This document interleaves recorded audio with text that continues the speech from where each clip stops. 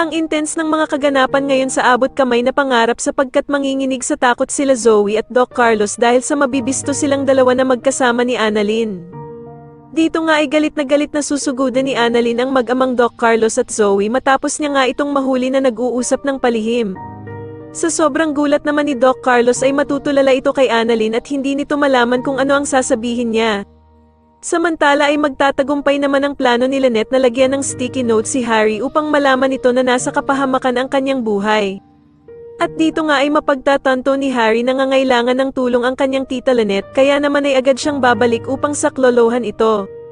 Sa kasamaang palad naman imbis na humingi siya ng tulong sa mga pulis ay mag-isa lamang siyang babalik sa bahay nila Lynette kaya naman ay mapapahamak tuloy ang kanyang buhay.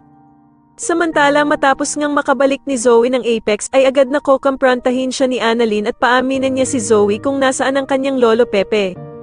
Ngunit itatanggi lamang ito ni Zoe at wala nga daw siyang nalalaman tungkol sa pagkawala ni lolo Pepe kaya naman daw ay tigilan siya ni Annalyn sa kabibintang nito sa kanya.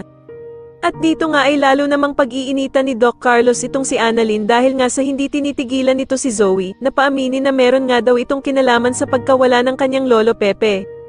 Pero hindi naman magpapadala sa takot si Annalyn at sasabihin niya nga kay Doc Carlos na kahit ano man ang sabihin nito, ay hindi siya titigil na paaminin si Zoe. Sa kabilang banda naman ay pagtatangkan nga ng masama si Lynette ng mga tauhan ni Moira kaya naman ay magpupumiglas siya sa sobrang galit.